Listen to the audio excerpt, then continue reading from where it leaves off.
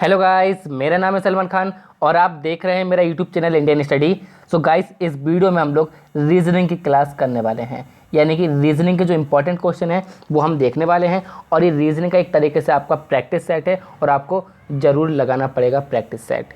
ठीक है, तो लास्ट तक बने रहिएगा और जितनी ज़्यादा आप रीजनिंग की प्रैक्टिस करोगे उतना ज़्यादा स्कोर आप गेन कर पाओगे रीजनिंग में। और रीजनिंग एक ऐसा टॉपिक है जहाँ पर आप ज़्यादा से ज़्यादा स्कोर गेन कर सकते हो।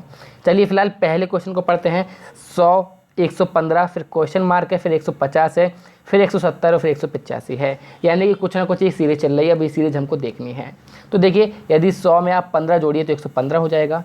फिर 115 में यदि आप लोग 20 जोड़िए तो कितना हो जाएगा हमारा। तो आप लोग बोलोगे सर यहाँ पर 115 में यदि हम लोग 20 जोड़ेंगे तो हमारा हो जाएगा 135। अब 135 में फिर से 15 जोड़ी तो 150, 150 में 20 जोड़ी 170, 170 में फिर 15 जोड़ी 185। यानी कि यहाँ पर 15 और 20 की जोड़ी चल रही है।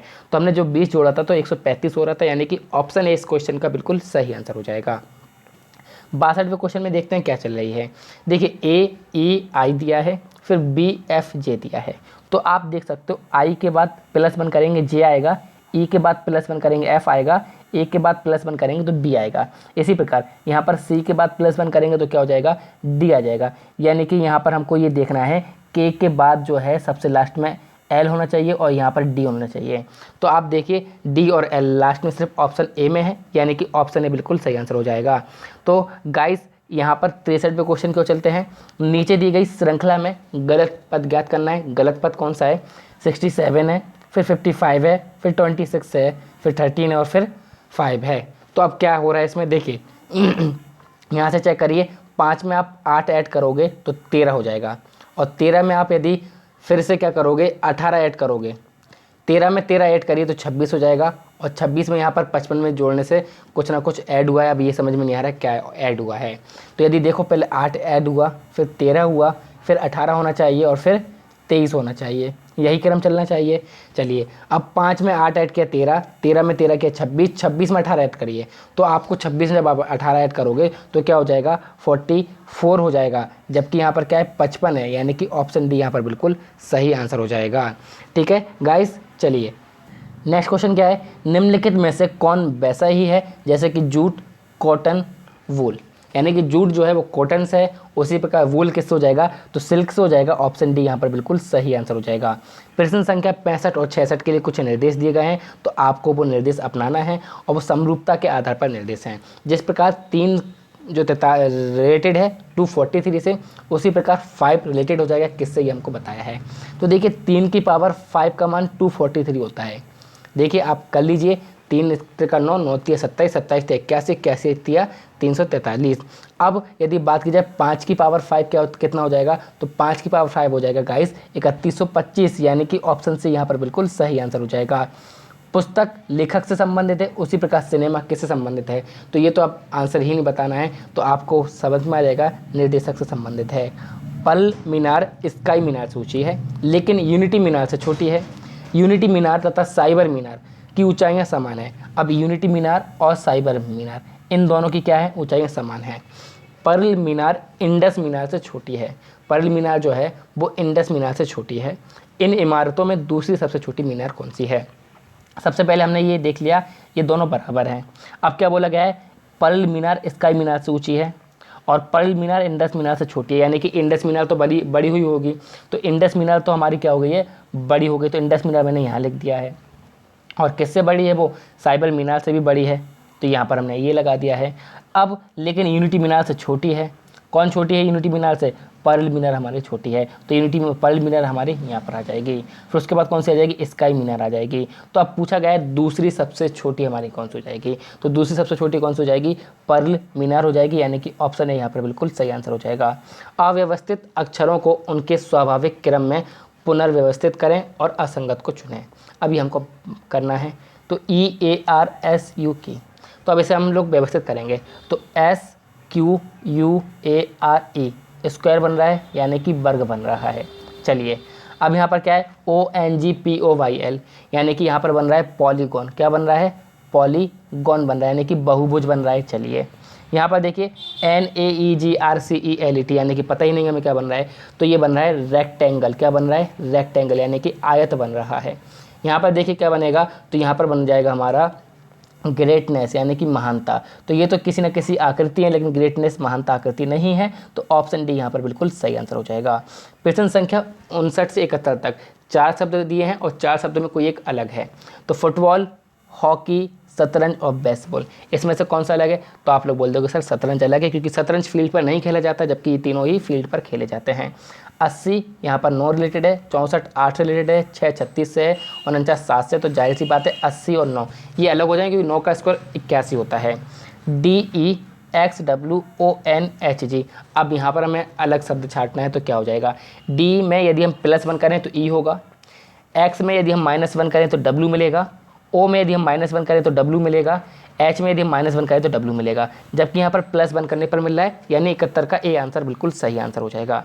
यदि राहुल यह पाता है कि लड़कों की एक पंक्ति में वह दाईं ओर से 12वां है तथा बाईं ओर से चौथा है, तो उस पंक्ति में कितने लड़कों को शामिल किया जाना चाहिए कि पंक्ति में 28 लड़के हो जाएं?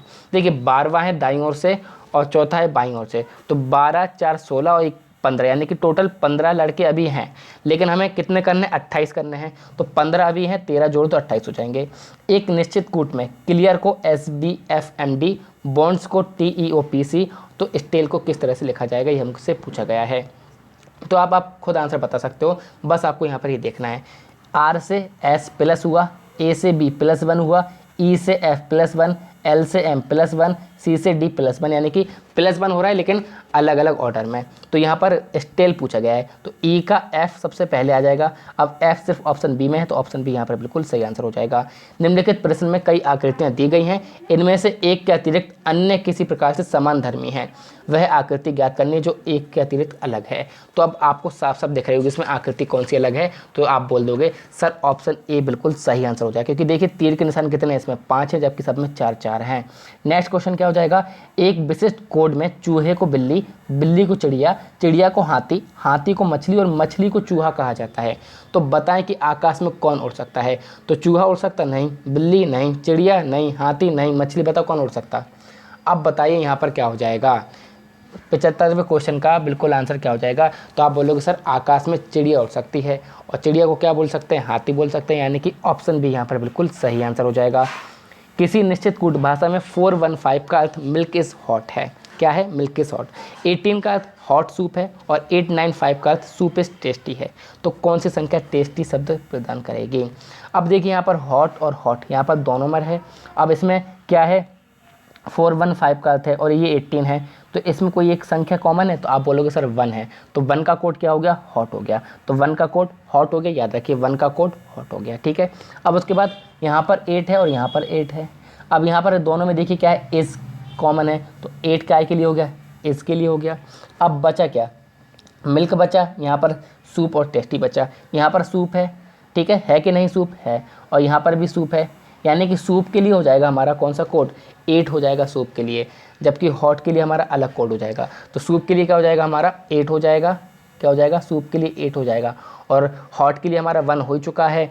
इसके लिए हो जाएगा हमारा 5। क्या हो जाएगा? इसके लिए 5 हो जाएगा। तो बचा कौन? टेस्टी। तो टेस्टी का यहाँ पर क्या हो जाएगा? 9 हो जाएगा, यानी कि ऑप्शन सी यहाँ पर बिल्कुल सही आंसर हो जाएगा। नेक्स्ट क्वेश्चन, दिए गए अंक निश्चित पैटर्न का पालन करते हैं, प्रश्न चिन्ह के स्थान पर आने वाले अंक के लिए सही विकल्प का चयन करना है। 8 11 16 17 10 8 10 क्वेश्चन मार्क 11। अब हमें किस प्रकार से करना है ये हमको कुछ नहीं पता है। जोड़िए, 8 को जोड़िए, 11 को जोड़िए, 16 को जोड़िए, जोड़िए कितना होता है? तो आप बोलोगे सर 35 हो जाएगा, ठीक है। यहाँ पर देखिए 17 को जोड़िए, 10 को जोड़िए, 8 को जोड़िए, कितना हो रहा है? 35 हो रहा है। 10 को जोड़िए, 11 को जोड़िए, क्या कितना हो रहा है? 21 हो रहा है। अब 21 में हम कितना जोड़ दें? 35 हो जाए, तो आप बोलोगे सर 14 जोड़ दीजिए, यानी कि ऑप्शन सी बिल्कुल सही आंसर हो जाएगा। कौन सी उत्तर आकृति प्रश्न आकृति के प्रतिरूप को पूरा करेगी, ये हमको बताना है। तो बताइए, देखिए पहले ये इमेज देखिए फिर आंसर देखिए। तो ये इमेज इस प्रकार से है और इसका आंसर क्या हो जाएगा? जल्दी से बता दीजिए। तो अब आपको दिख रहा होगा यहाँ पर ऑप्शन बी बिल्कुल सही आंसर हो जाएगा। नेक्स्ट क्वेश्चन क्या है हमारा? सॉरी, यहाँ पर ऑप्शन बी नहीं होगा। क्या था? आकृति ये थी और यहाँ पर हमको मिलाना है। हाँ बिल्कुल, ऑप्शन बी यहाँ पर बिल्कुल सही आंसर हो जाएगा। नेक्स्ट क्वेश्चन, वह आरेख चुनिए जो नीचे दिए गए वर्गों के बीच के संबंध का सही निरूपण करता है। नागरिक, शिक्षित और मनुष्य। अब ये तो सरल है, ठीक है। अब ये सरल क्या है? ऑप्शन बी, क्योंकि नागरिक है, मनुष्य भी होगा और शिक्षित भी होगा। नेक्स्ट क्वेश्चन, सॉरी मनुष्य तो नागरिक भी होगा, शिक्षित भी होगा। किसी फोटोग्राफी की ओर इंगित करते हुए एक व्यक्ति अपने मित्र को बताता है, वह यानी कि जो फोटो में आदमी है वह मेरे पिता यानी कि जो व्यक्ति है इनके पिता के बड़े भाई, इनके बड़े भाई होंगे की पोत्री। अब बड़े भाई की पोत्री यानी कि इनके भाई की कोई लड़की होगी, उनकी लड़का होगा और उनकी लड़की होगी। पोत्री व्यक्ति, हाँ पोत्री जो है, अच्छा पोत्री है ये। तो फोटोग्राफ में दर्शित वह लड़की इस व्यक्ति से क्या संबंध रखती है, यानी कि सीधी सीधी सी बात है, इससे किसका रखे कि चाचा और भतीजी का रिश्ता होगा, यानी कि ऑप्शन सी यहाँ पर बिल्कुल सही आंसर हो जाएगा। ठीक है, तो ये थे हमारे 20 इंपॉर्टेंट क्वेश्चन और इन्हीं को इस प्रकार से जल्दी करना है। Thank you all of you. I hope सभी को समझ में आई होगी। तो प्लीज़ वीडियो को लाइक करिएगा, शेयर कीजिएगा, सब्सक्राइब कीजिएगा। Thank you all of you. जय हिंद, जय भारत।